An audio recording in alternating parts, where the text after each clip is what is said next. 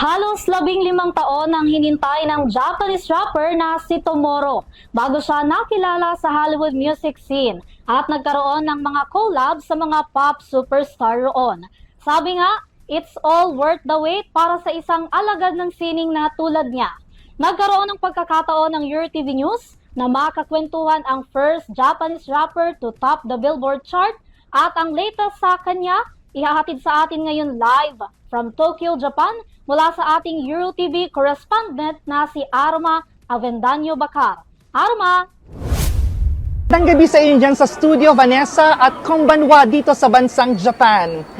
Vanessa, binisita natin ang sikat na Japanese rapper na si Tomoro. Siya ang kauna-unahang Hapon na nakapasok at naging #1 sa World Digital Sales sa Billboard chart noong 2021.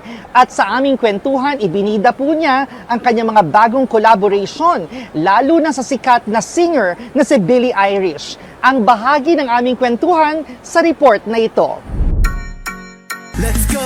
Shake your body, baby. Shake it like you're crazy. Sinong mag-aakala sa gitna ng pandemya, gagawa rin ng ingay ang musika ng Japanese rapper na si Tomoro, hindi lang sa bansang Japan, pati na rin sa American Billboard chart. #1 in digital sales worldwide ang kanyang World Money. Sinundan ito ng magkakasunod na hit at collaboration niya kasama ang international Jamaican-American superstar na si Sean Kingston. Sa music video ng Let Me Hold You, bumida rin ang Pinay actress na si RC Munoz. Bagay na lalong nagpalapit kay Tomoro sa mga Pilipino.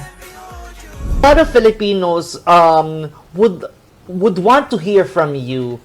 Why do you keep on going back to the Philippines? Philippine people has bright hospitality, and when I go to Manila every time, many my friends and my fans give me very good energy.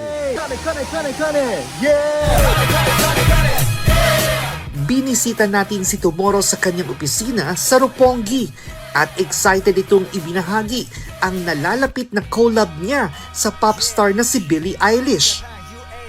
I'm excited now. Collaboration with Billie Eilish, Lil Wayne, and I already did it with Kid Ink, Alexandra Stan, Sean Kingston, many. Yeah, correct. And I'm thinking about my new album for 20th anniversary tomorrow music industry. I wanna hold you, caress you, kiss you, undress you, bet you can guess the rest. What I wanna do.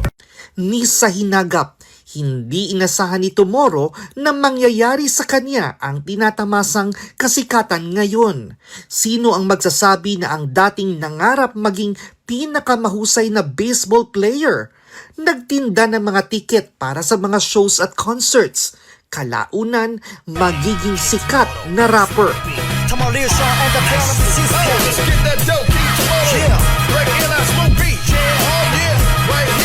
When I was 19 years old, I went to New York City. I went to Manhattan every day, every night. And then so I wanted performance in big nightclub in Manhattan, but very hard. Every day I went to entrance, and then every day bodyguard came to me, and then so no, go ahead. I want to perform right here. No, go ahead. So how did like an insect.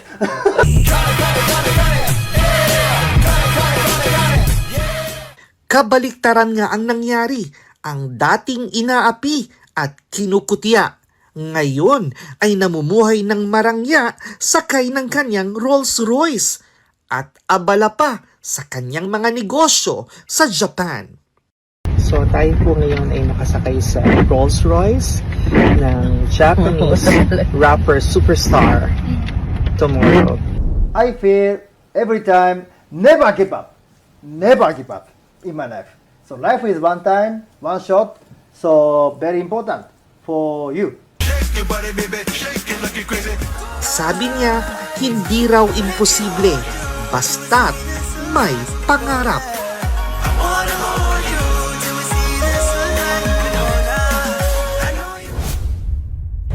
Vanessa, sa kasalukuyan ay merong concert tour si Tomoro kasama pa ang ibang mga Japanese singers and superstars ngayon at bukas Bukas mangyayari yan sa Fukuoka at inaasahang 30,000 attendees ang dadalo sa nasabing concert. Arma, may balak ba na bumisita ulit si Tomorrow dito sa Pilipinas? Marami kasi nagsasabi na tila na in love na siya sa Pilipinas. Alam mo Vanessa, natanong natin yan sa kanya ha? At sabi niya, ayon kay Tomorrow, talagang naging at home na siya sa Pilipinas dahil sa kakaibang hospitality nating mga Pilipino. Sa katunayan, sa nalalapit ng pagbisita sa Pilipinas ay inaasahan natin na magbubukas siya ng kanyang bagong restaurant at shisha bar.